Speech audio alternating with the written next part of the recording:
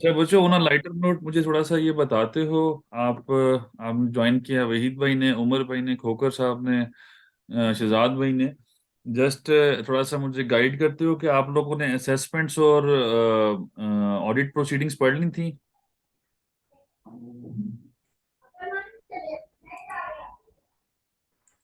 नहीं sir, assessments नहीं, audit procedure नहीं पढ़ा हमने इन चीजों को। चलो ठीक है। चलें यार बच्चों, स्टार्ट करते हैं। हमारा शायद गायबी तारुफ हुआ है मेरा आप लोगों से बच्चों। हम एक दफा पहले सेल्स सेक्शन सर्विसेज में, हम आई गेस हमारी मुलाकात, हमारा सेशन हुआ था। आप थे? मुझे एक्चुअली थोड़ा सा जी कुछ। सर, पढ़ाया है आपने। ठीक है, बस परफेक्ट। सेल्स सेक्शन सर्विसेज बच्चे आप लोगों को कवर कराया था। अपील प्रोसीजर्स और ऑडिट प्रोसीजर्स मैंने उसमें कहा था वो सेम एज, जैसे ऑडिट, जैसे इनकम टैक्स ऑर्डिनेंस में होते हैं वैसे ही सेल्स टैक्स एक्ट के होते हैं, सिमिलरली सेल्स सेक्शन सर्विसेज। सो अभी जो हमारा सेशन है वो पर्टेन करेगा सेल्स इनकम टैक्स की अपील प्रोसीडिंग्स के रेफरेंस से। आप लोगों ने रिटर्न्स पढ़ ली हैं, जहां तक मुझे इल्म है आप लोगों ने काफी क्लियर उस पर अंडरस्टैंडिंग ले ली है। सैलरीज पढ़ ली है, income, income from other source, income from business, income from property वगैरह, इस तरह के हेड्स थोड़े बहुत आपने देख लिए होंगे। कुछ आपने एडवांस टैक्स की प्रोसीडिंग्स आप लोगों ने कर ली होंगी। तो जस्ट मुझे ये बताओ बच्चों, आप लोगों को थोड़ा बहुत मुझे कंसेप्ट अपने क्लियर करो कि आपको पता है बच्चों, सेल्स टैक्स जो इनकम टैक्स की रिटर्न है फॉर सैलरी पर्सन, वो किस सेक्शन में रिटर्न फाइल होती है? ये याद है बच्चों आप लोगों को? सेक्शन 149। अच्छा, वो डिडक्शन होती है 149 में बच्चों, बट रिटर्न किस सेक्शन में फाइल होती है? 114। परफेक्ट बच्चे। और अगर और इसके साथ वेल्थ स्टेटमेंट का क्या सेक्शन है बच्चों? 165 नहीं, 116 बच्चे। 165। नहीं नहीं, 116 बच्चे, 116। 116, हाँ ठीक है सर। ठीक है, 165 में आप बच्चों फाइल करोगे जो क्वार्टरली स्टेटमेंट्स होती हैं ना, वो फाइल करोगे बच्चों आप लोग। ठीक है। ठीक है। तो अभी हम इसको, जब आप रिटर्न फाइल करते हैं बच्चों, तो आप लोगों को याद होगा कि आप लोग, मैं इधर से लेके चलता हूँ आप लोगों को।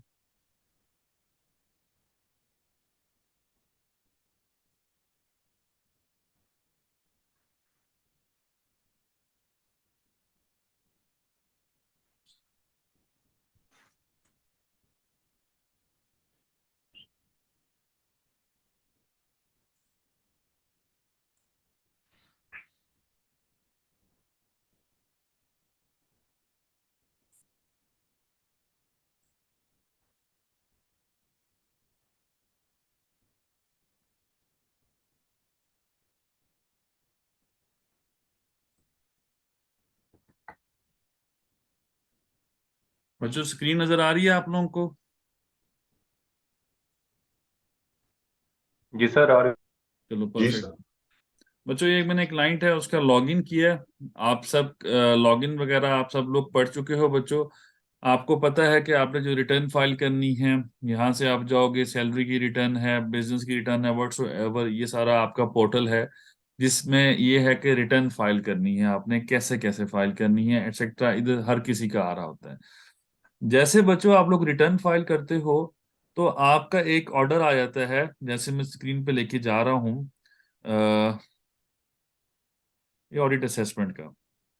तो जब भी रिटर्न फाइल होती है तो बच्चों आप लोगों का एक ऑर्डर आ जाता है, ये जिसका order to amend self assessment, ये नहीं 122 नहीं 120, ये आ गया।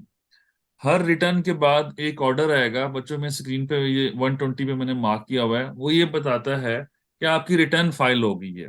रिटर्न जैसे ही फाइल होगी 120 का ऑर्डर आएगा। इसे कहते हैं order to make self assessment. आपकी अपनी जो रिटर्न फाइल है ये आपने अपने लिहाज से फाइल की है, आपकी सेल्फ असेसमेंट है। आपको पता होना चाहिए कि रिटर्न में, इनकम टैक्स ऑर्डिनेंस में, और जहां तक बात है सेल्स टैक्स एक्ट और सेल्स टैक्स ऑन सर्विसेज, कहीं पर रिटर्न का वर्ड यूज हुआ होता है लेकिन वो रिटर्न से पर्टेन करता है। लेकिन रिटर्न को इनकम टैक्स ऑर्डिनेंस की लैंग्वेज में सेल्फ असेसमेंट कहते हैं, या असेसमेंट का वर्ड यूज होता है। सो आप लोगों ने असेसमेंट वर्ड से बच्चों कंफ्यूज नहीं होना। जहां पर असेसमेंट आएगा मतलब रिटर्न है। और अगर कोई असेसमेंट के खिलाफ, आपकी रिटर्न के खिलाफ कोई प्रोसीडिंग स्टार्ट होती है, तो वो भी असेसमेंट्स के जुमरे में स्टार्ट होती है। किसी बच्चे को कोई कंफ्यूजन हो, बच्चे थोड़ा सा टेक्निकल टॉपिक है, अगर कोई कंफ्यूजन हो बच्चों मुझे बताना, मैं आपको रिपीट कर दूंगा। बेफिक्र होके खुले दिल से जितना भी सवाल हो मैं अटेंड करूंगा और जवाब दूंगा बेफिक्र होके। आपने रिटर्न जैसे ही फाइल की, आप 114 की रिटर्न फाइल करोगे, चाहे वो बिजनेस की हो, चाहे वो इंडिविजुअल की हो, चाहे वो एओपी की हो, चाहे किसी और एनपीओ की हो, कुछ भी सूरत में रिटर्न फाइल होनी है सेक्शन 114 में, 114 ऑफ इनकम टैक्स ऑर्डिनेंस।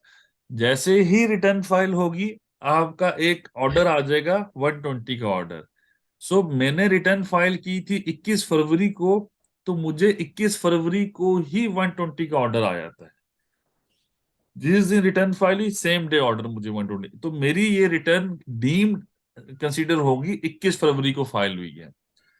जब रिटर्न फाइल हो जाती है तो उसके बाद आपके पास कुछ प्रोसीडिंग स्टार्ट हो जाती है। मतलब ये आ गया सिंपल, ये एक समरी है छोटी सी, ठीक है।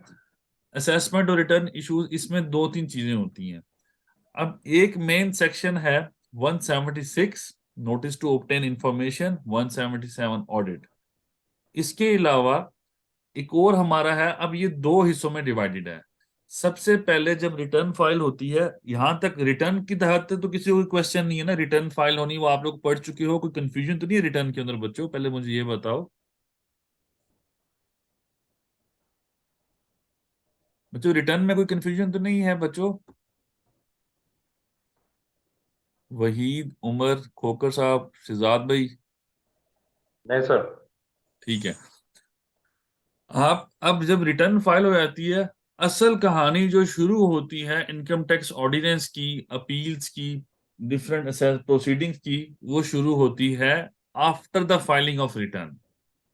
जितना भी इनकम टैक्स ऑर्डिनेंस है वो बताता है कि रिटर्न फाइल कैसे होनी है, रिटर्न में क्या क्या चीजें होनी है, सारा कुछ अपनी जगह पे। रिटर्न की जो सेक्शंस हैं, अगर आप उससे कंप्लाई नहीं करते तो उसकी नॉन कंप्लायंस पे अब इंस्पेक्शन शुरू होती है। इंस्पेक्शन दो तीन तरह से होती है। या तो आपने एक्सपेंसेस डिक्लेयर की हैं बच्चों, जो एक्सपेंसेस आपने डिक्लेयर की हैं इनकम टैक्स रिटर्न में, वो आपके एक्सपेंसेस पे टैक्स नहीं कटा हुआ, या आपके एक्सपेंसेस कम है, आपने ज्यादा डिक्लेयर किए हुए थे, या आप एक्सपेंसेस आपके इन एडमिजिबल थे, आपने एडमिजिबल एक्सपेंस बना दिए, या फिर आपकी रेवेन्यू था वो मिनिमम में फॉल होना चाहिए था, आपने नॉर्मल में फॉल करा दिया, या नॉर्मल में फॉल होना चाहिए था, आपने मिनिमम में फॉल करा दिया। इन सब को केटर करने के लिए एफबीआर नोटिस इशू करता है। अब नोटिस की जो नोयत है वो दो तीन तरह की होती है। या तो वो आपसे पूछेगा कि भाई आपकी जो ये जो नोटिस हैं, आपकी जो रिटर्न है, इसमें क्या क्या आपने कैसे रिटर्न फाइल की है, आप हमें ब्रेकअप दे दें अपनी रिटर्न का, अपने एक्सपेंसेस का। तो वो होता है सबसे पहले बच्चों नोटिस टू ऑब्टेन इंफॉर्मेशन। सबसे अगर उसने ऑडिट की नीयत बनाई है बच्चों, या उसने नीयत बनाई है क्या कहते हैं टैक्सेस को चेक करने के लिए एक्सपेंसेस के ऊपर। अब बच्चों किसी की तरफ शायद अजान हो रही है, अगर वो म्यूट कर ले तो कोई, अगर रुकना है बच्चों तो बताओ, मैं रुक जाता हूँ। सबकी तरफ अजान हो रही है तो मैं रुक जाता हूँ। चलो कंटिन्यू करते हैं। अगर सवाल अगर क्लियर ना हो तो मुझे बता दीजिएगा। आपकी रिटर्न को इंस्पेक्ट करने के लिए बच्चों, सबसे पहले आपसे अगर ऑडिट की नीयत है ऑफिसर की, तो वो आपको नोटिस टू ऑब्टेन इंफॉर्मेशन का शो कॉज करेगा कि मुझे अपना रिटर्न का ब्रेकअप दे दे, मुझे इन इन एक्सपेंसेस का ब्रेकअप दे दे, मुझे अपने रेवेन्यू का ब्रेकअप दे दे। वो कुछ भी इंफॉर्मेशन मांग सकता है। आपने रिटर्न में जो जो डिक्लेयर किया है वो उसके बारे कुछ भी मांग सकता है ऑफिसर। अब अगली बात, अगर उसको समझ आता है कि आपकी रिटर्न जो है वो एक्सपेंसेस के हिसाब से थोड़े इश्यूज हैं, ऑफिसर को समझ आ जाता है। मतलब अब आपने सेक्शन 21 देखा होगा, एक तरह से इनकम टैक्स ऑर्डिनेंस का सेक्शन है 21। उसमें बिजनेस एक्सपेंसेस जो होते हैं वो अलाउएबल और नॉट अलाउएबल के बारे में डिस्कस किया होता है। अगर आपके एक्सपेंसेस पे टैक्स कटा हुआ है तो वो आपके एडमिजिबल एक्सपेंस बन जाते हैं। मैं रिपीट करता हूं बच्चों, अगर आपके एक्सपेंसेस अगर टैक्सेबल हो, उन पे टैक्स कटा हुआ है, तो वो आपके एडमिजिबल एक्सपेंस यानी कि अलाउएबल एक्सपेंस बन जाते हैं। सिमिलरली अगर उन पे टैक्स नहीं कटा हुआ, या वो टैक्स कटना चाहिए था और नहीं काटा, या टैक्स कटना चाहिए था और आपने टैक्स काट लिया लेकिन जमा नहीं करवाया, इन तमाम सूरतों में वो होती है प्रोसीडिंग, वो इनिशिएट कर सकता है, उसे कहते हैं 161। 161 की प्रोसीडिंग कब होती है? जब टैक्सेस एक्सपेंसेस के ऊपर टैक्सेस को अगर आपने देखना है तो वो 161 की प्रोसीडिंग कराती है। सिमिलरली अगर आपकी जो प्रोसीडिंग ऐसे है कि आपका रेवेन्यू में भी मसला है कि आपने रेवेन्यू को गलत बुक किया है, मतलब रेवेन्यू बनता था आपका मिनिमम, आपने नॉर्मल बुक कर दिया है, नॉर्मल बनता था मिनिमम के हिसाब से बुक कर लिया है, आपने ऑल्टरनेट कॉर्पोरेट टैक्स को नहीं किया, आपके एक्सपेंसेस में भी इशू है, तो इन दैट सिनेरियो ऑफिसर 177 में चला जाता है, ऑडिट में चला जाता है। जब ऑडिट में चला जाता है, ऑफिसर के पास दोनों ऑप्शंस होती हैं कि इधर वो ऑर्डर पास करे वन अमेंडमेंट ऑफ असेसमेंट, जो राइट साइड है इस स्लाइड की बच्चों, 121, 122, 122 ए एक्सेट्रा 121, 122 में जा सकता है ऑफिसर। और अगर आपके टैक्सेस आपके काम में तो वो 161 में जा सकता है। Officer, it is up to the discussion of the officer कि वो किस तरफ मूव करेगा। वो अपनी पहले बेसिस बनाएगा। वो बेसिस कोई होगी कि आप जो उसको डेटा दोगे, या आपकी रिटर्न के फ्रंट पे ऐसा उसे लग रहा है कि भाई इसने एक्सपेंसेस में कोई घपला किया हुआ है, तो वो आपको 161 में ले जाएगा। अगर समझेगा कि भाई आपकी रिटर्न टोटल गलत है, तो फिर कहेगा भाई मैं ऑडिट कर रहा हूँ, ऑडिट में ले जाएगा। ऑडिट में के बाद भी उसके पास ऑप्शन है कि 161 में मूव कर जाए या 121 या 122 में मूव कर जाए। सो दोनों सिनेरियो में ऑडिट तमाम के तमाम रेवेन्यू और एक्सपेंसेस का होता है। जो असेसमेंट्स हैं, जो 161 है, वो सिर्फ और सिर्फ एक्सपेंसेस या वो चीजें जो आपने पे ऑफ की हैं। जब भी कोई चीज पेमेंट करते हो बच्चों, कोई चीज की पेमेंट की है आपने, उसके ऊपर जो भी ऑफिसर ने इश्यूज को डिस्कस करना है वो 161 में लेके जाएगा एक्सपेंसेस की पेमेंट्स के ऊपर, और रेवेन्यू का इशू तो 121 को लेके चला जाएगा। अब 121 और 122 जो है, क्या एक्सपेंसेस का हो सकता है क्वेश्चन? जी बिल्कुल, एक्सपेंसेस का भी हो सकता है, इनकम का भी हो सकता है, रेवेन्यू का भी हो सकता है। 161 क्या है?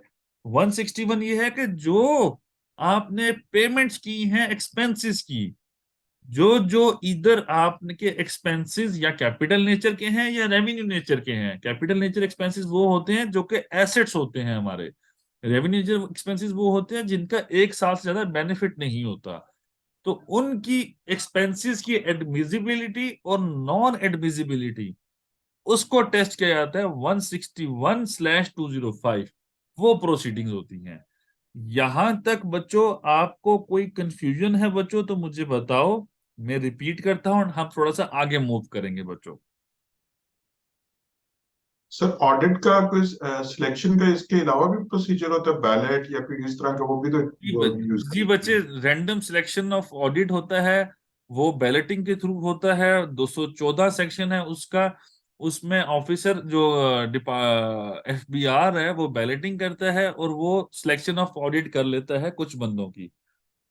वो बैलेट रैंडम बैलेटिंग होती है। उसमें टैक्स पेयर, इररिस्पेक्टिव के टैक्स पेयर इंडिविजुअल है, AOP है, ये कुछ भी है, उन्होंने एक कोड लगाया हुआ है। वो आपके रेवेन्यू को हर तरह से चेक करके एक तरह से रैंडम बैलेटिंग करते हैं, और वो किसी भी बंदे का नाम आया था उसका ऑडिट शुरू हो जाता है।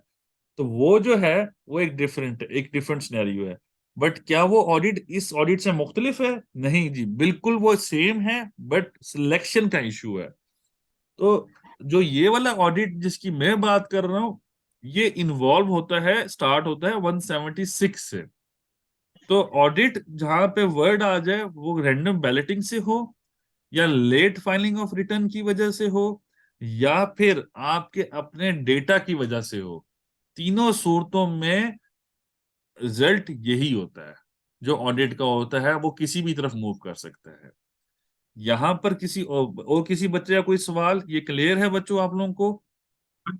कंटिन्यूस पीरियड क्या हो सकता है, मतलब से 4-5 साल का कंटिन्यूस पीरियड में, या इसके मतलब बीच में से कहीं पे रुक भी सकता है? अगर बैलेट में है तो मतलब वो तो कंटिन्यूस भी आ सकता है, मतलब चार बच्चे पांच से। बच्चे हाँ। एक दफा पॉलिसी बनी थी इसके ऊपर। हर साल ऑडिट पॉलिसी बनती है, हर साल अगले साल के लिए। जिस तरह फाइनेंस एक्ट 2022 आया है, वो अप्लाई होता है 1 जुलाई 2022 से लेके 30 जून 2023 तक।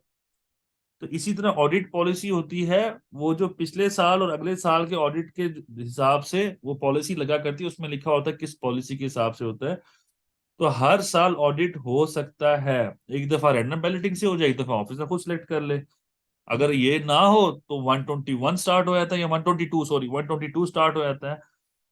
अच्छा, इसके अलावा कोई सवाल तो नहीं है बच्चे? इसमें कोई वो रिकरिंग का कोई मसला नहीं होता कि रिकरिंग हो सकता है? पॉसिबल है जी, बिल्कुल पॉसिबल है।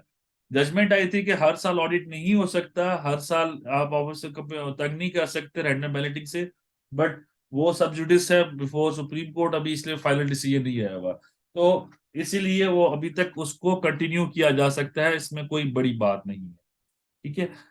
किसी और बच्चे का कोई सवाल? मैं इसको आगे लेके चलूंगा, आपको मजीद समझाऊंगा इनके ऊपर। कोई सवाल इसके ऊपर बच्चों अभी तक?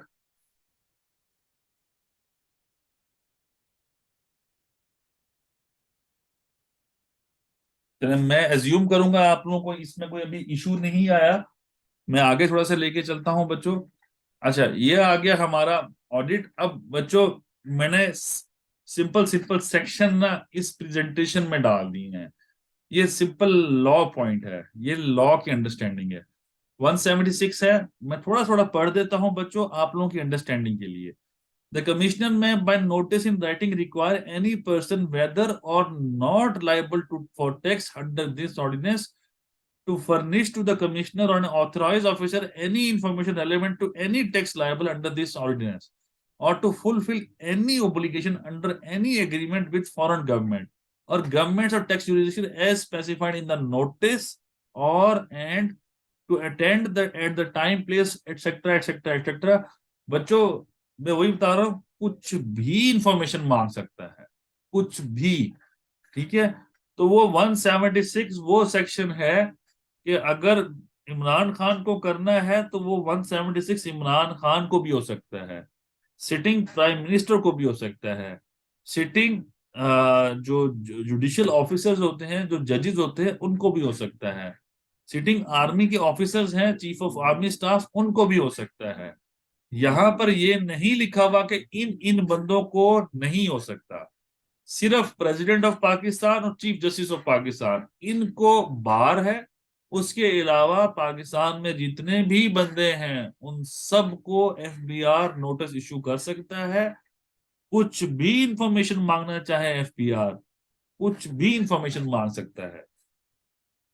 यहां पर किसी को कंफ्यूजन 176 की अंडरस्टैंडिंग के अंदर बच्चों?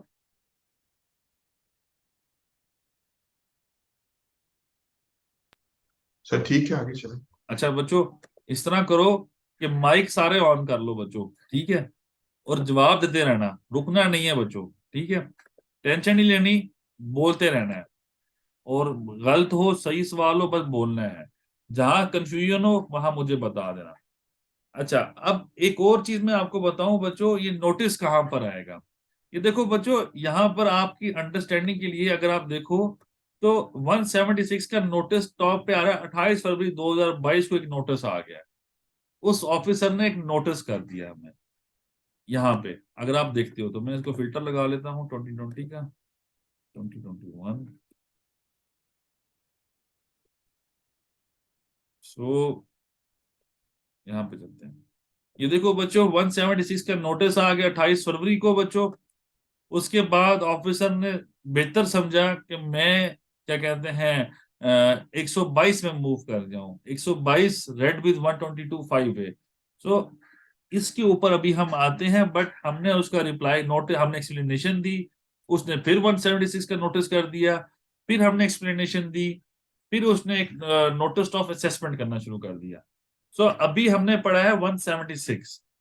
176 अब वो बताता है कि हम किसी भी बंदे को ऑडिट पैनल को रख सकते हैं, कमिश्नर खुद ऑडिट पैनल रख सकता है। कमिश्नर कहेगा कि इस पावर्स के तहत मुझे पावर मिली हुई है, मैं under civil code of civil civil procedure code में मैं जाके आपकी प्रोसीडिंग इनिशिएट कर सकता हूँ, उसके पास पावर होती है। तो वो हर तरह से उसके पास पावर है, वो कोई भी इंफॉर्मेशन मांग सकता है। आगे नेक्स्ट पॉइंट है कि अगर कमिश्नर को बेहतर लगा ऑडिट में जाने का। अच्छा, sir my internet is not working properly, मैं लीव क्लास। हाँ बच्चे, लीव कर लो बट क्लास ले लेना। ठीक है उमर भाई। उमर भाई अगर आपका कोई इशू हो रहा है तो कोई मसला नहीं है, आप लीव कर जाओ, लेकिन क्लास पे टाइम पे ले लेना, आप सेशन सुन लेना, क्योंकि फिर हमने अपील की तरफ मूव करना है, तो आपके लिए अहम होगा अपील समझना। अच्छा बच्चों, यहां पर जब 176 हो गया, उसके बाद कमिश्नर अब ऑडिट करना चाहता है। कमिश्नर को लगा है कि इनका ऑडिट होना चाहिए। कमिश्नर नोटिस कर देगा मुझे। Commissioner may call for any record documents including books of accounts maintain under this ordinance or any other law for the time being in force for conducting audit of the. मैं बच्चों law पढ़ा रहा हूं ताकि law की tension ना हो आपको। ये जो चीज है रिटर्न में उधर कैसे आ रही है, मैंने आपको सबके डॉक्यूमेंट शेयर कर दूंगा, शो कॉज नोटिस भी शेयर करूंगा, ऑर्डर भी शेयर करूंगा, ग्राउंड्स ऑफ अपील भी शेयर करूंगा, सब कुछ शेयर करूंगा। बट राइट नाउ अभी इसको थोड़ा सा अंडरस्टैंड कर लेते हैं कि लीगल एस्पेक्ट थोड़ा अंडरस्टैंड करते हैं ताकि हमें आगे मसला ना हो। अब यही सेक्शंस काफी हद तक, जहां पर कमिश्नर लिखा हुआ है वहां पे ऑफिसर लिखा हुआ है, जहां पे इनकम टैक्स ऑर्डिनेंस लिखा है वहां पे सेल्स टैक्स एक्ट लिखा हुआ है या सेल्स टैक्स सर्विसेज, तो सारे के सारे ये एज इट इज वहां पर भी रिप्रोड्यूस हुए हुए हैं।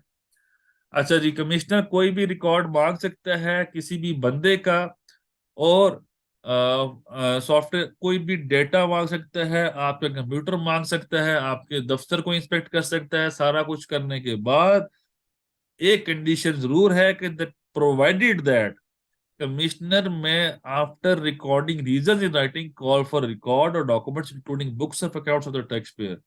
कमिश्नर ने ऑडिट की सिलेक्शन करनी है तो पहले रीजनिंग देगा कि क्यों मैंने ऑडिट करना चाहता हूं आपका। उसने 176 से हमसे इंफॉर्मेशन कॉल कर ली बच्चों, हमने जवाब दे दिया। अगर हमने जवाब दे दिया तो वो उसको लगेगा कि उसको बेहतर लगा कि हमारा ऑडिट होना चाहिए, तो वो रिकॉर्ड करेगा कि भाई रीजन अपने शो कॉज में लिखेगा कि इस इन वजूहात की बुनियाद में मैं ये बेहतर समझता हूं कि इन बंदों का ऑडिट होना चाहिए, तभी मैं इनको शो कॉज कर रहा हूं कि ऑडिट प्रोसीडिंग इनिशिएट हो चुकी है। The reason shall be communicated to the tax payer while calling record document including books of accounts. अब ये रीजंस वो मुझे जरूर बताएगा, अगर वो मुझे रीजंस नहीं बताता तो उसकी ऑडिट सिलेक्शन गलत हो जाएगी। Provided further that commissioner shall not call the record for or documents of the taxpayer after expiry of 6 years from the end of tax year to which they relate. So meaning क्या है कि आपकी return file हो जाती है late से 2015 की। बच्चों बताओगे कोई आप में से कोई टैक्स ईयर 2015 की due date of filing of return क्या होगी? Any one of you?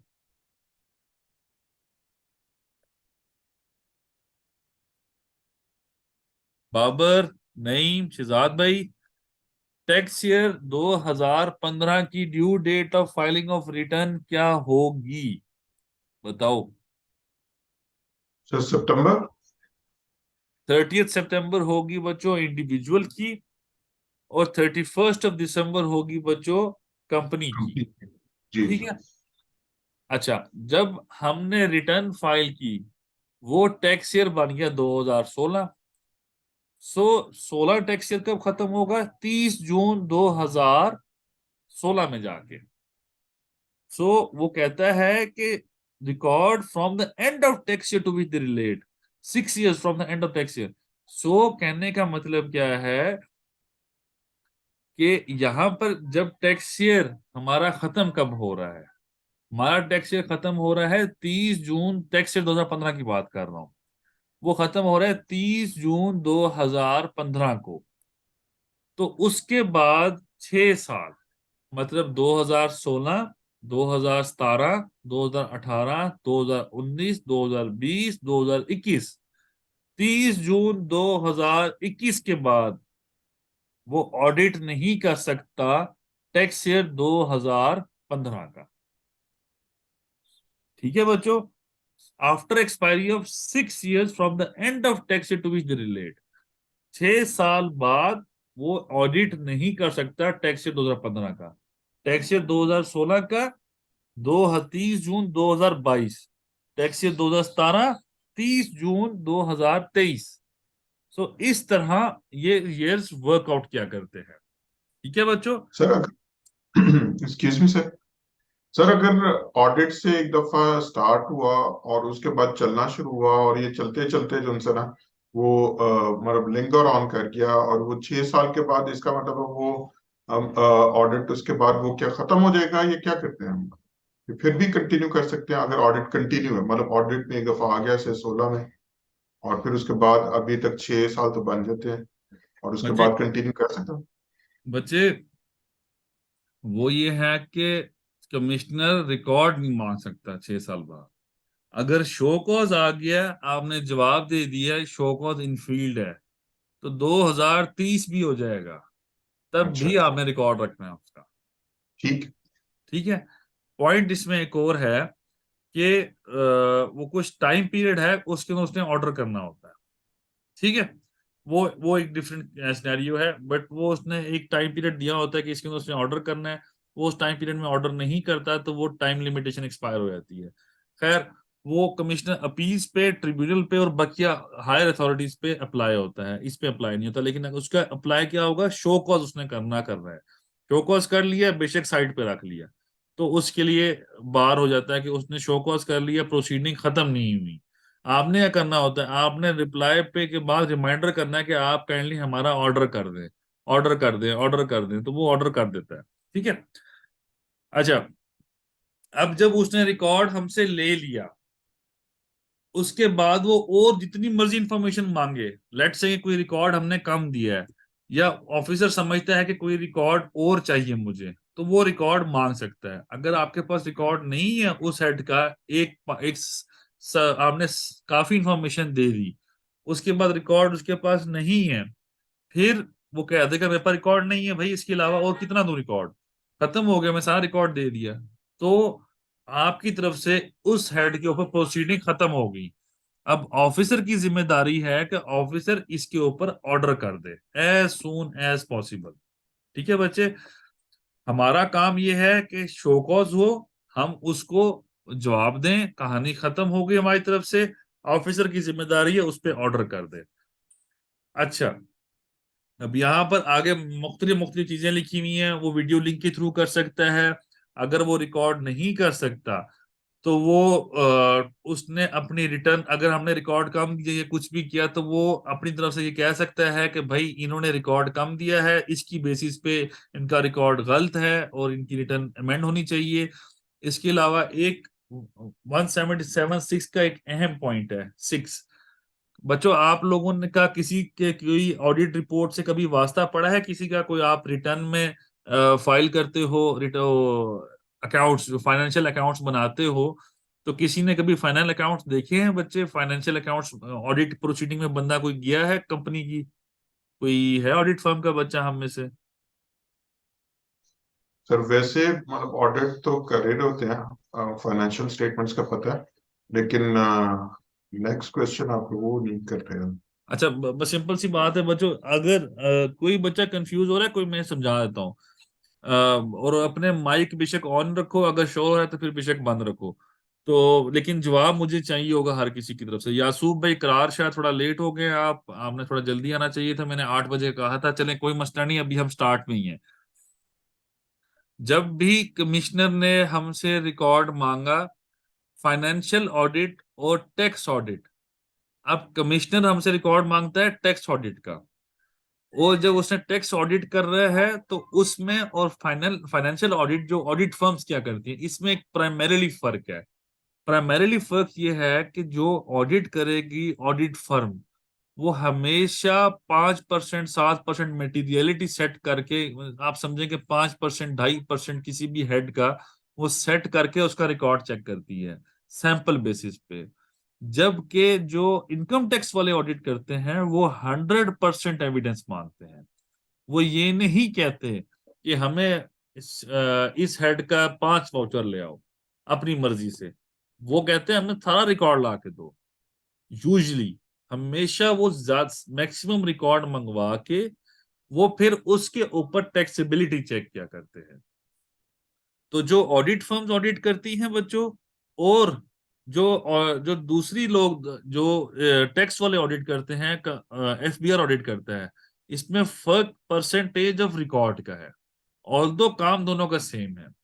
और एक एक्स्ट्रा चीज है, इनकम टैक्स वाले जो ऑडिट करेंगे वो as per income tax ordinance देख के चलेंगे, जबकि वो जो ऑडिट करते हैं, जो ऑडिट फर्म्स क्या करती हैं, वो इंटरनेशनल अकाउंटिंग स्टैंडर्ड्स और इंटरनेशनल फाइनेंशियल रिपोर्टिंग स्टैंडर्ड्स के हिसाब से ऑडिट किया करते हैं। इसके अंदर कोई वर्ड का कोई किसी को समझ नहीं आया तो बच्चों मुझे बताओ, मैं आपको मजीद एक्सप्लेन कर देता हूँ, किसी को कोई लफ्ज समझ नहीं आया तो।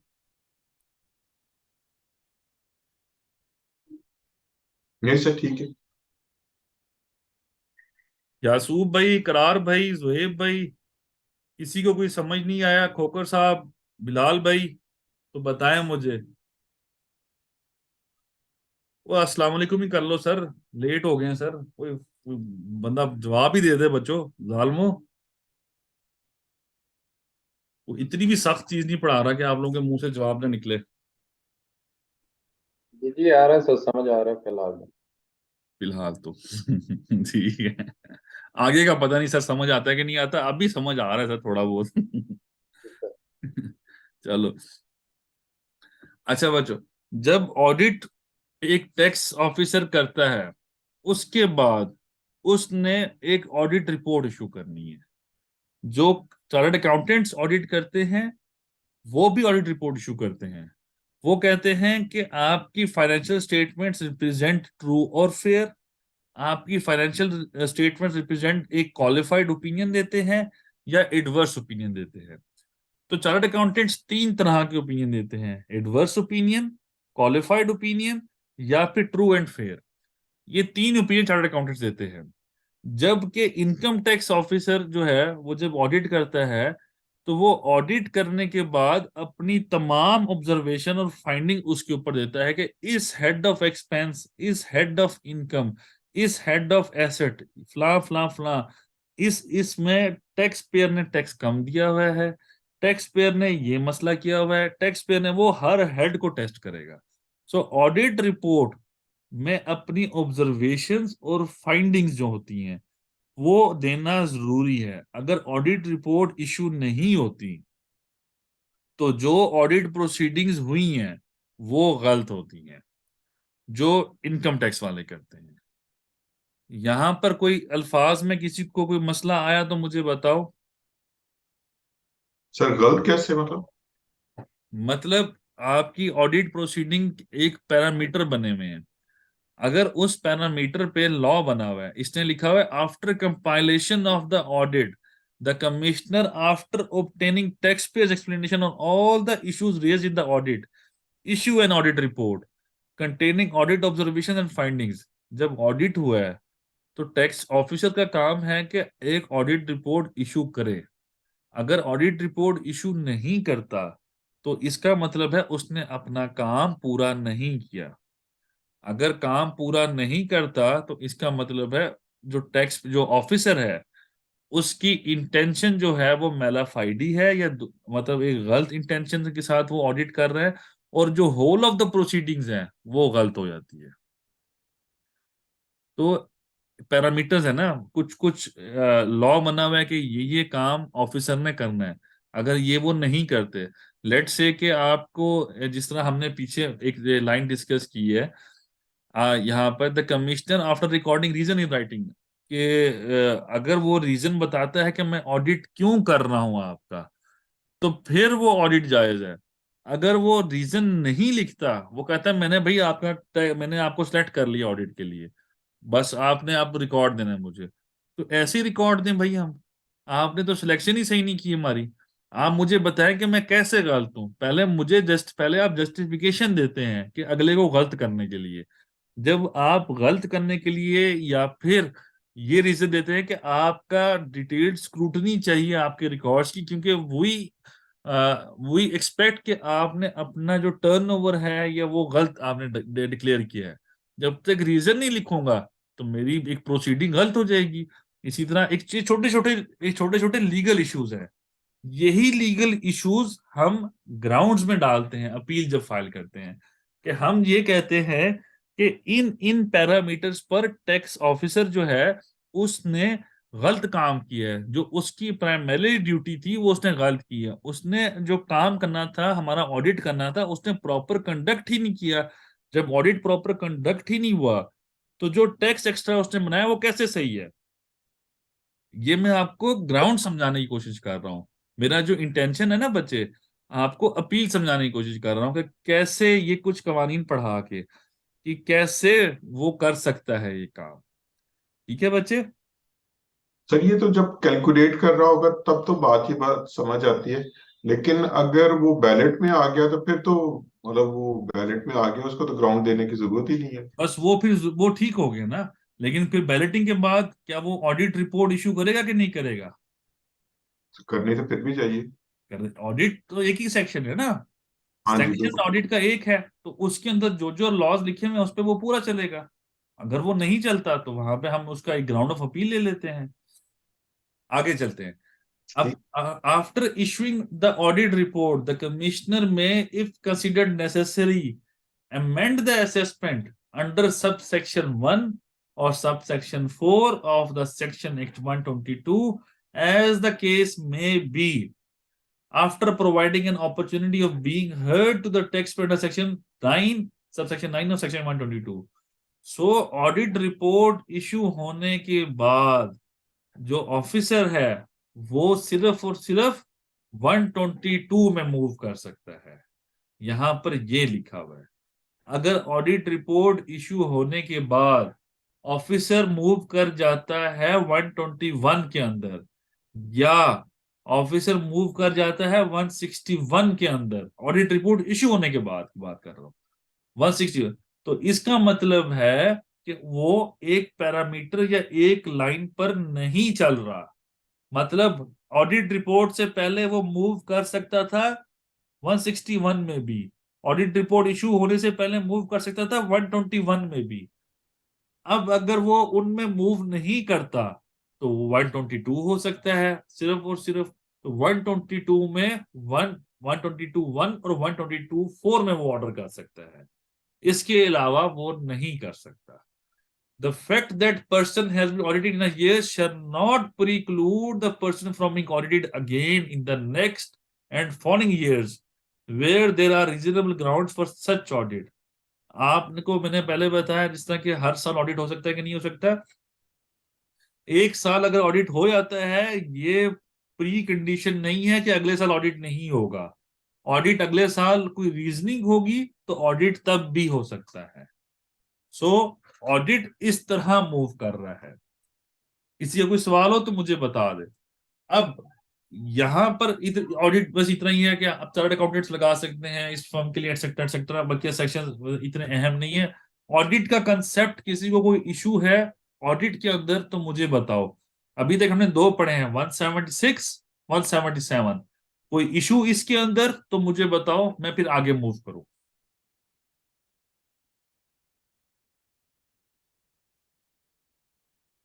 मतलब सबको समझ आ गया बच्चों आप लोगों को? जी सर चले। चलो बच्चों, 176 कर रिपीट। जोहेब भाई, 176 में ऑफिसर कुछ भी इंफॉर्मेशन मांग सकता है। ऑफिसर का जो दिल चाहता है ऑडिट के बाद भी वो इंफॉर्मेशन मांग सकता है।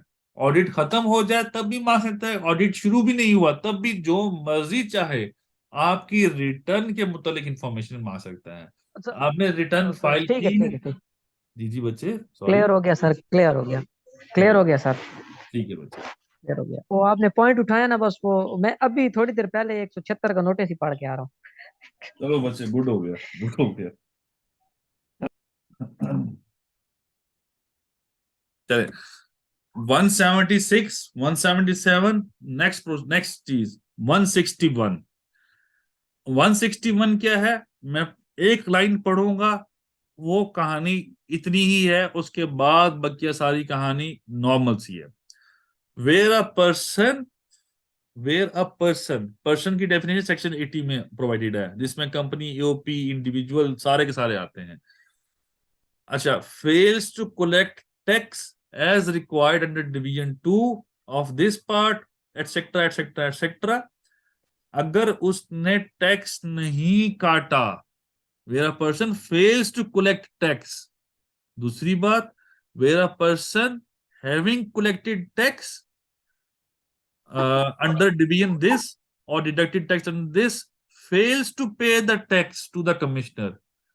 कहने का मतलब ये है कि अगर एक बंदे ने टैक्स कलेक्ट नहीं किया या अगर टैक्स कलेक्ट कर लिया तो कमिश्नर को जमा नहीं करवाया, इस सूरत में the person shall be personally liable to pay the amount of tax to the commissioner who may pass an order to that effect, proceed to recover the same।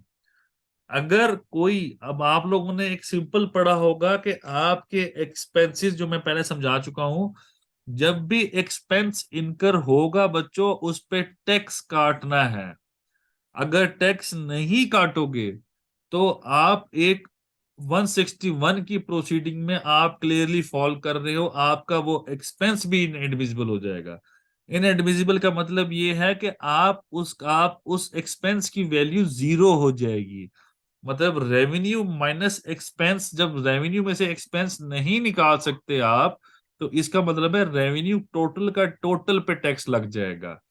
तो कोई भी एक्सपेंस इनकर करना है, उसको सेक्शन 21C के देखते हुए सेक्शन 149, 140, 140 सॉरी 147, 148, 149, 150, 151, 152, 153, 154, 155, इन तमाम सेक्शंस के अंदर लिखे हुए हैं प्रोसीजर के कोई भी एक्सपेंस करोगे, सैलरी पे, डिविडेंड पे, प्रॉफिट ऑन डेट पे, इंपोर्ट पे, payment to non residents, payment to residents, payment for rent, payment for any other services, payment for exports, कोई भी आपने एक्सपेंस करोगे इन तमाम कंडीशंस के अंदर, तो आपने उसका टैक्स काट लेना है, जो एज पर दो सेक्शन 147 से लेके 155 तक आपने टैक्स काटना है बच्चों।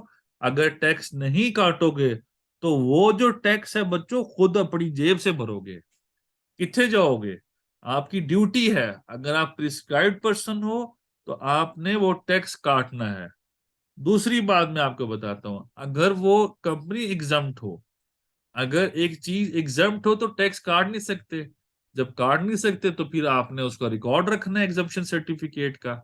सिमिलरली अगर कोई एक्सपेंस जिसकी वैल्यू बहुत कम है, जैसे 25,000 से कम एक्सपेंस है, तो और पूरे साल में 75,000 से वैल्यू एक्सपेंस की कम है एक बंदे से, तो उस पर भी टैक्स नहीं काट सकते। और आपने पेमेंट सारी करनी है क्रॉस चेक से। तो इन तमाम कंडीशंस को देखते हुए अगर टैक्स नहीं बनता तो ठीक कर रहे हो, लेकिन अगर टैक्स बनता था तो आपने कलेक्ट करना था, कलेक्ट करके जमा करवाना था। दोनों सूरतों में अगर ये हरकतें आपने नहीं की तो अपनी जेब से पैसे देने पड़ेंगे। सेक्शन 161 ये कहता है। तो सेक्शन पर्सनली का मतलब क्या है? जो अकाउंटेंट जिधर काम कर रहा होगा उसने पे करना है, या जिस ऑर्गेनाइजेशन में काम कर रहा है ऑर्गेनाइजेशन पे करेगी? क्या मतलब बच्चे पर्सनली पे का तो। बच्चे ऑर्गेनाइजेशन पे करेगी। हाँ हाँ, मतलब सही, बड़ा वो स्ट्रॉन्ग सा लिखा हुआ, पर्सनली पे। हाँ वो मतलब सिचुएशन इसी तरह की लगती है कि मुझे जैसे आप रिटर्न तक तो हर कोई मोहब्बत कर लेता है, रिटर्न के बाद तो असल इश्क शुरू होता है एफबीआर का आप लोगों के साथ। तो यही वो जो इश्क होता है ना, वो फिर दो तरफा नहीं, एक तरफा होता है। जैसे वो कौन सी मूवी है यार, वो शाहरुख खान और वो जिसमें वो होता है रणबीर कपूर, ए दिल है सर जी मुश्किल, दिल ए किरण दिल वाला सर था। जी सर जी दिल तो ना दुखाए ना कम से कम। वो कहता है कि एक तरफा मोहब्बत की तो बात ही हो रही है, मतलब मुझे उससे मोहब्बत करने के लिए उसी की जरूरत नहीं है, मैं खुद ही बहुत, एफबीआई कहता है मैं कल्ला ही काफी हूं, तुम ना काटो टैक्स, ना जमा कराओ ना, जरा रुको तो सही, जाते किधर हो तुम लोगों की अपनी जेबों से मैं निकालूंगा। तो एफबीआर के जो सेक्शन है ना, ये वाले अगले जो मतलब जितने भी आ रहे हैं, तो ये ऐसे ही है कि ये एक तरफा मोहब्बत है एफबीआर की, और आपने अगर नहीं किया तो फिर वो मोहब्बत इश्क में तब्दील हो जाएगी, और फिर रूहानी इश्क नहीं होना, इधर इधर दुनियावी इश्क होना है बस। ठीक है, ये बता दूं। तो सर कई दो बंदे रो तरफा रहे हैं सर जी क्लास में। नहीं, सर दो तरफा मोहब्बत का इख्तिताम तो शादी पे ही होता है ना फिर। दो तरफा मोहब्बत क्या? मैंने कहा सर उसका इख्तिताम तो फिर शादी पे ही होता है ना जाके। यार वो एक तरफा ही शुरू होती है। नहीं नहीं, यार शादी पे तो मोहब्बत शुरू होती है यार, बच्चों क्या हो गया है? वो जो मोहब्बत सर है वो वो सर वो मोहब्बत नहीं समझौता होता है। अच्छा, मैंने अभी एक शादी में भी जाना है यार थोड़ी देर बाद। नाइस, ठीक है। सर जी तो कौन कौन रो रहा है क्लास में, ये तो जरा पूछ ले। नहीं एक नहीं, सर ये वो तरफा जिनकी मोहब्बत। शादी सर वो जिनकी शादी हो रही होती है वो समझौता था, ईद की तो मोहब्बत हो रही होती है। ये ओ भाई, ये तो बस मैं अब वो अल्फाज अदा नहीं कर सकता, ये ऐसी मोहब्बत है कि बस अल्लाह ही माफ करे ना। ठीक है, वो ये जबरदस्त किस्म की चस की मोहब्बत है। तो अगर आप लोगों ने टैक्स का, टैक्स था, टैक्सेबल एक्सपेंस था, तो बच्चों टैक्स काटना है, और टैक्स काट के फिर जमा भी कराना है। ये ना हो टैक्स काटो जेब में डाल लो, आओ जी आओ जी, मैंने टैक्स काट लिया है, अब मैंने जमा भी नहीं कराया। तो द पॉइंट इज, जब टैक्स जमा करोगे तो आपने काटना है। अच्छा, आगे चलते हैं थोड़ा सा। No recovery under subscription shall be made unless the person referred in subscription has been provided opportunity of being heard, कि आपको मौका दिया जाएगा, आए जी बताएं कि आपसे एक तरफा मोहब्बत की जाए या फिर दो तरफा की जाए। टैक्स जमा कराया तो मुझे दिखा दें, टैक्स नहीं जमा कराया तो फिर मेरी मोहब्बत चलेगी, एफबीआर कहेगा। इससे अगला सेक्शन अहम, where at the time of recovery of tax under subsection 1 it is established that the tax that was to be deducted from payment made to a person or collected from a person has meanwhile been paid to that person. No recovery shall be made from the person who has failed to deduct tax, etc., etc. The person shall be liable to pay default surcharge at the rate of 12% per annum from the date he failed to collect or deduct the tax to the date the tax was paid. So कहने का मतलब यह है कि tax जब आपने जमा कराना था, आप लोगों ने जमा नहीं करवाया। अगर आपने जमा करवा दिया तो एफबीआई कहेगा पुत्र इतनी चंगी मोहब्बत में नहीं है, मेरी मोहब्बत में गिफ्ट भी है। वो गिफ्ट क्या है कि जो डिफॉल्ट सरचार्ज है, मतलब जितनी लेट आपने पेमेंट की है, from the date the tax was due, जिस दिन से आपने टैक्स पेमेंट करनी थी, उस दिन से लेके जिस दिन आपने पेमेंट कर दी है, उस दिन तक जितनी भी अमाउंट थी उसका 12% पर एनम के हिसाब से इंटरेस्ट दोगे। उस इंटरेस्ट को यहाँ पे वर्ड दिया हुआ है डिफॉल्ट सरचार्ज, यानी कि ना पेमेंट करने पर एक एक्स्ट्रा सरचार्ज, वो आप लोगों को एक्स्ट्रा देना पड़ेगा। 100 रुपए पे 50 रुपए टैक्स कटना था, आपने काट लिया, लेकिन जमा नहीं करवाया। आपने 5 साल बाद जमा कराया तो 50 रुपए के ऊपर 12% इंटरेस्ट लगेगा 5 साल तक, और वो चाहे प्रिंसिपल से ज्यादा भी हो जाए, लेकिन आपने पे करना ही करना है। ठीक है बच्चों, कोई कंफ्यूजन, कोई मोहब्बत का आंसर रह गया हो तो मुझे बताओ, मैं आगे बताऊं, फिर आगे चलें।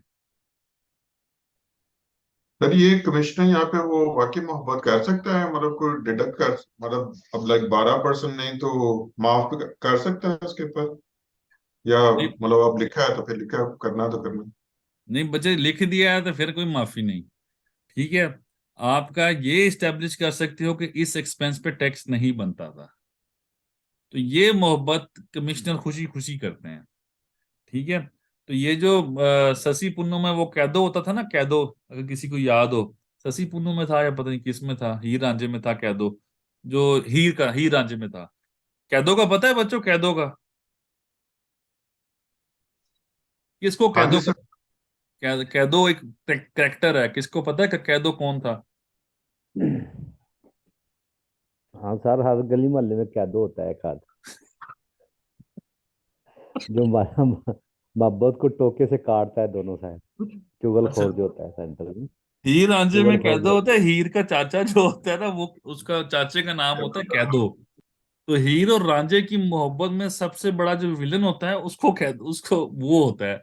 तो कैदो हीर की शादी कहीं और करवा रहा होता है। सो जो इस तरह के जो एफबीआर की और आपके साथ जो मोहब्बत है, उसके दरमियान में जो ऑफिसर है वो कैदो का किरदार अदा कर सकता है, प्रोवाइडेड आप उसकी जेब गरम करें। ठीक है। उसकी जेब गरम करेंगे, आपके एक्सपेंस पे टैक्स नहीं बनाएगा वो, जो कि एक इलीगल प्रैक्टिस है, जो हम डिस्करेज करते हैं। सर वो परसेंटेज नहीं लिखी। वो परसेंटेज अगले की जेब देख के आप बताएंगे। उसने दो जेबों वाली कमीज पहनी हुई है और उसकी फ्रंट पे भी एक पॉकेट है, तो तीन जेबें, और शलवार में भी अगर जेब है तो फिर आप लोग गए। ठीक है ना? तो उसकी जेब डिपेंड करती है कि कहाँ कहाँ पे है। ठीक है। तो ये है सिनेरियो। चलें आगे चलते हैं थोड़ा सा। A person liable to for an amount of tax under subsection 1 as a result of failing to collect deduct shall be entitled to recover tax, मतलब एक्सेट्रा एक्सेट्रा। सिमिलरली बात यही है कि 161 की प्रोसीडिंग, अब जो ये जो है ना डिफॉल्ट सरचार्ज के लिए अपने जेहन में सेक्शन डाल लो बच्चों, 205। डिफॉल्ट सरचार्ज सेक्शन 205 के तहत बनता है। ठीक है। तो ये मैं अभी 161 पढ़ा रहा हूं, इसका पूरा वर्ड है 161/205। तो default surcharge as per section 205 बनेगा।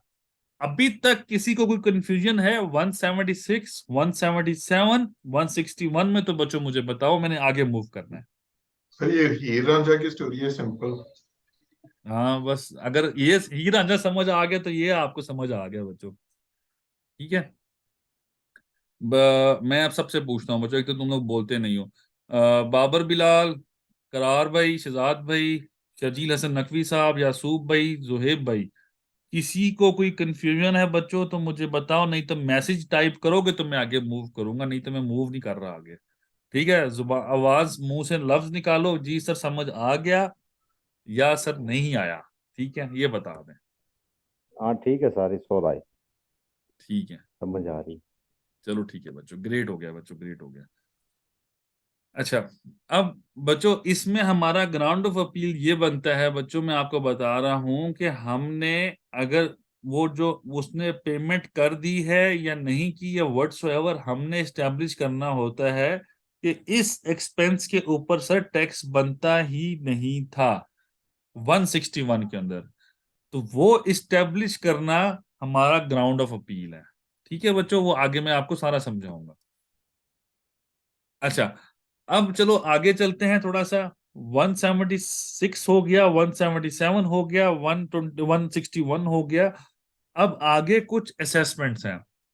अब अगर लेट से कि अगर आपको भूख लगी है, आपने खाना खाना है, ठीक है, और खाने में आपने रोटी जरूर खानी है, घर में आटा भी है, घर में पेड़े भी बने हुए हैं, और तवा भी पड़ा है, गैस भी आ रही है, तो बच्चों बीवी नहीं है लेट से, तो कोई नहीं है घर में जो बना के दे सके, तो अनफॉर्चुनेटली या फॉर्चुनेटली कह लो, रोटी आप खुद ही गर्म करोगे, रोटी तवे पे खुद ही आप डालोगे और आप रोटी बनाओगे और रोटी खाओगे। या इसके अलावा कोई और सिनेरियो बनाना चाहता है? ये ना बच्चे मुझे बताना सर फूड पैंडा कर लेंगे सर।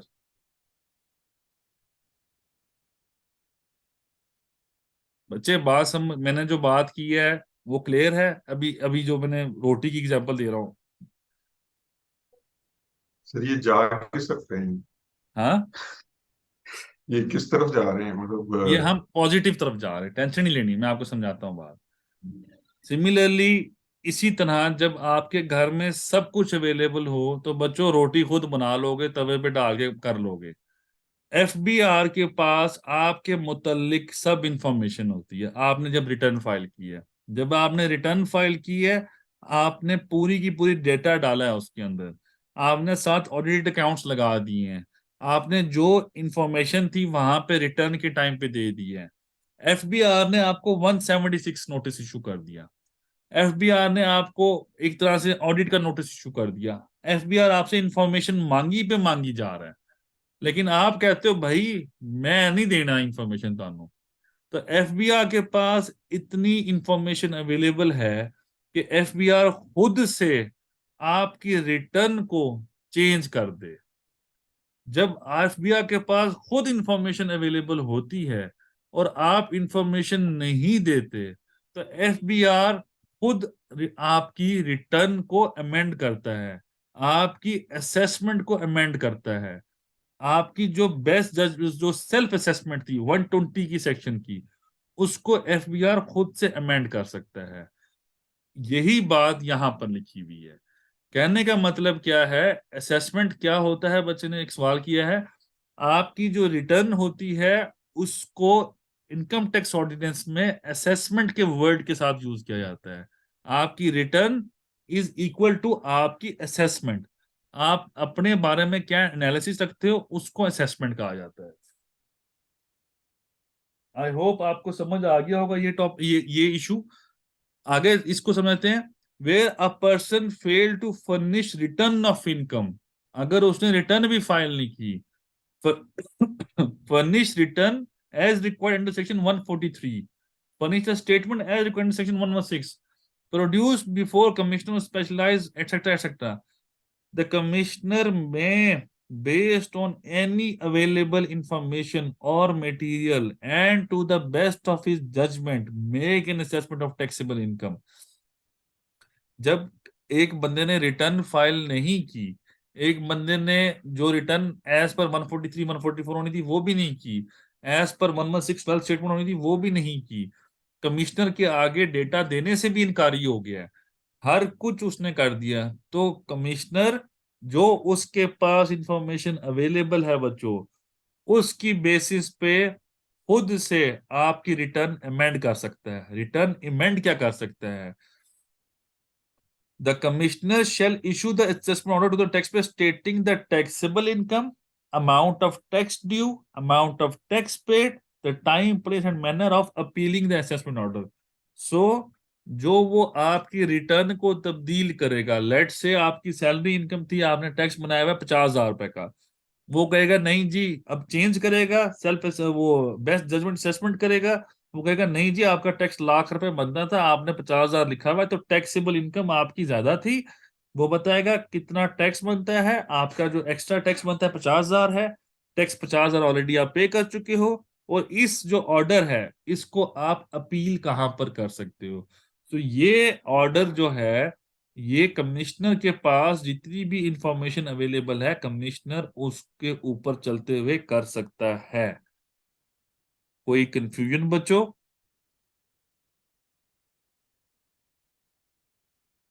नहीं सर, ठीक है। चलो ठीक है। ये आपकी रिटर्न अमेंड हो गई, पहला एक सेक्शन आ गया अमेंडमेंट ऑफ इसके रिटर्न का। आगे चलते हैं। जैसे 177 में पढ़ा था, ऑडिट रिपोर्ट इशू होने के बाद, ऑडिट रिपोर्ट इशू होने के बाद कमिश्नर 122(1) में ऑर्डर कर सकता है या 122(4) में ऑर्डर कर सकता है। 177 का इट सेल्फ ऑडिट ऑर्डर नहीं होता, 177 की सिर्फ ऑडिट रिपोर्ट होती है।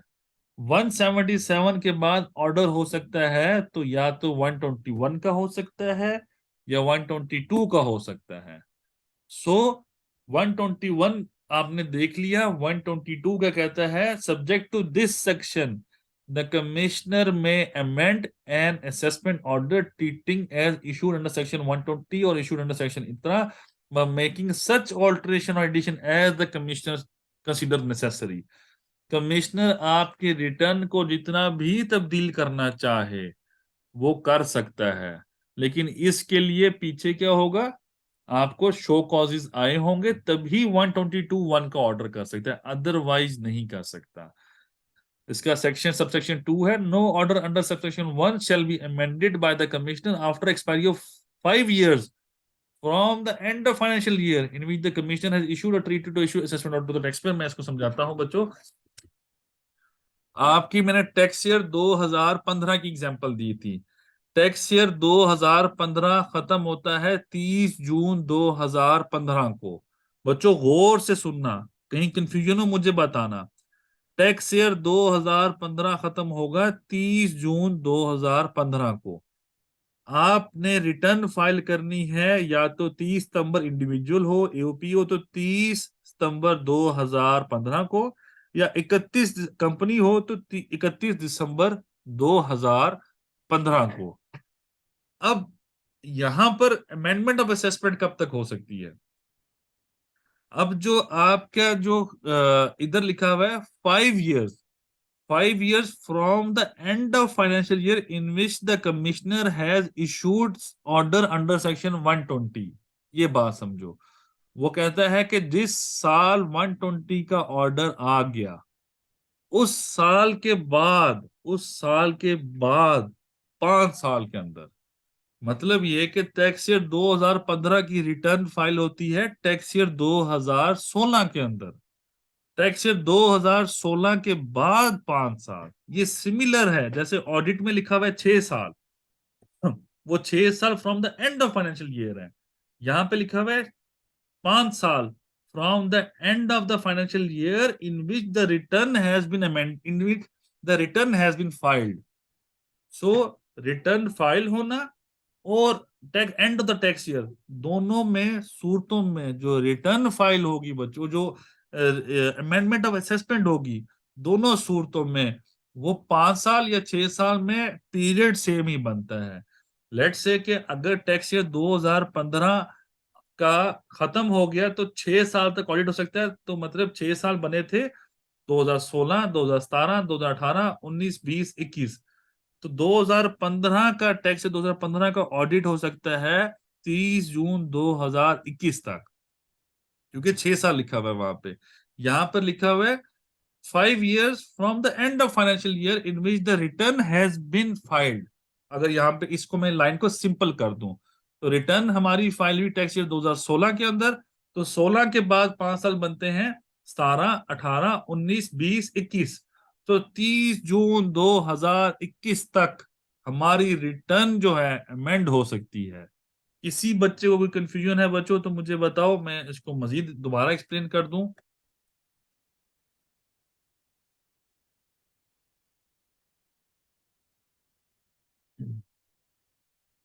सर ठीक है। ठीक हो गया।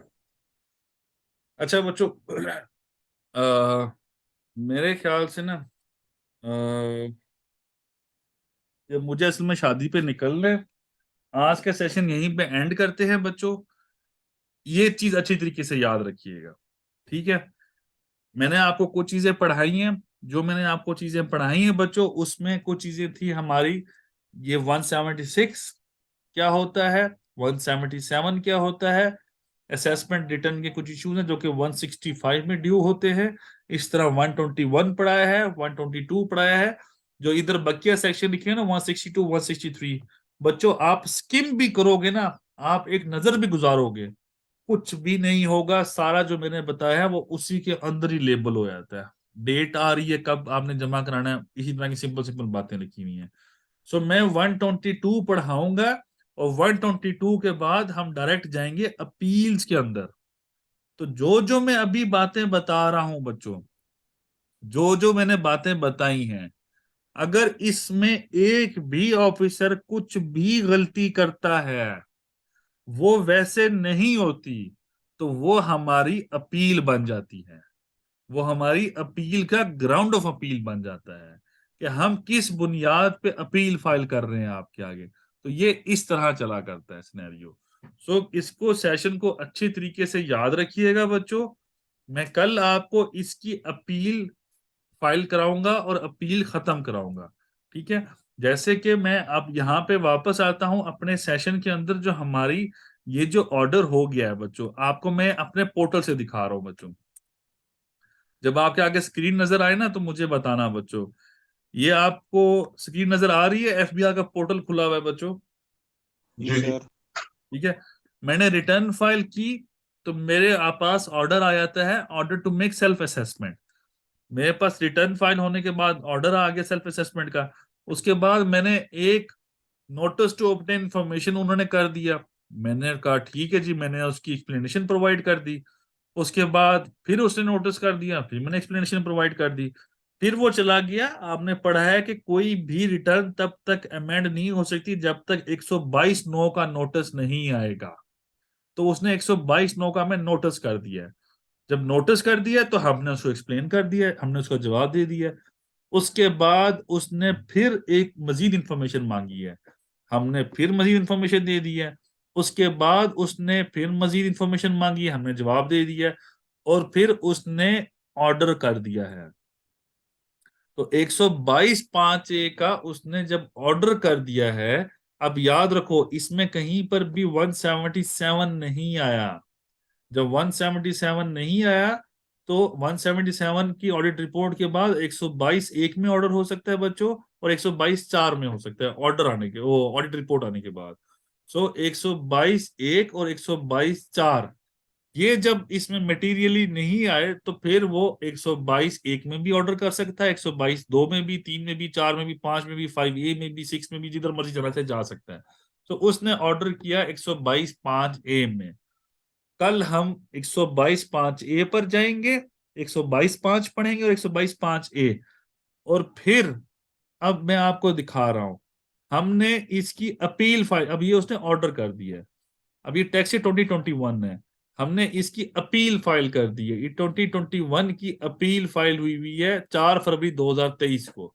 तो जब उसने ऑर्डर किया है उसके बाद हमने अपील फाइल की है। अब अगर मैं इस अपील को खोलता हूं बच्चों तो इसमें कुछ अटैचमेंट्स हैं। तो उसमें ग्राउंड्स ऑफ अपील जो लिखे हुए हैं मैंने, उस ग्राउंड्स ऑफ अपील में मैंने रीजनिंग दी है कि कैसे 122(5)(a) का ऑर्डर मेरे खिलाफ नहीं हो सकता। ये सारे अपील डॉक्यूमेंट जितने भी हैं, ये सारे बच्चे मैं आपके साथ शेयर करूंगा बेफिक्र होके। एक अपील भी कर दी है ना तो बच्चों सुप्रीम कोर्ट तक आप लोगों की अंडरस्टैंडिंग ठीक रहेगी अगर आपको बेसिक्स आते हैं। बेसिक्स नहीं आएंगे, आपको आगे समझ नहीं आएगी। कोई बच्चे किसी का कोई सवाल है मुझसे तो अभी पूछ ले मुझसे। मैं कल 122(5) से ऑनवर्ड शुरू करूंगा, इनसे 122(4) से शुरू करूंगा। कोई सवाल है किसी का तो हुक्म करे, मैं हाजिर। सर ऑर्डर और जो है ऑडिट रिपोर्ट जो सी है, जो टैक्स 177 में जो है, दोनों में मतलब क्या डिफरेंस होगा? मैंने कभी देखी नहीं है 177 की ऑडिट रिपोर्ट जो टैक्स वाले जो से दे रहे हो। यार बच्चे वो सिंपल पेज पे ना इंफॉर्मेशन लिखते हैं हर हेड ऑफ एक्सपेंस की। वो लिखा करते हैं कि इस हेड में इस इतनी इतनी इंफॉर्मेशन कम है, इसमें टैक्स कम दिया हुआ है। मैं आपको ऑडिट रिपोर्ट की फाइंडिंग वाला अभी मैं दिखा देता हूँ अगर मेरे पास पड़ा है। अम,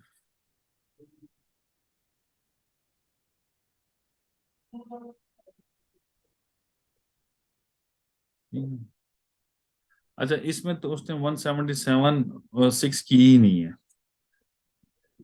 वो मैं किसी भी पढ़ी होगी ना किसी की ऑडिट रिपोर्ट, मैं आपको दिखाता हूँ। एक और क्लाइंट है हमारा, उसकी ऑडिट रिपोर्ट भी होती है। एक मिनट बच्चों हमारे,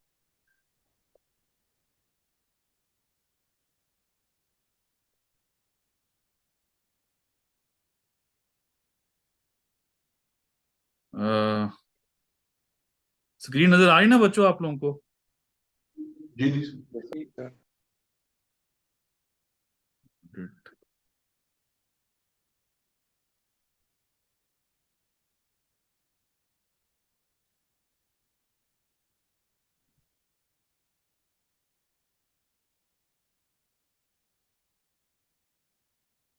एक मिनट बच्चे होल्ड करना। अस्सलाम वालेकुम। हाँ।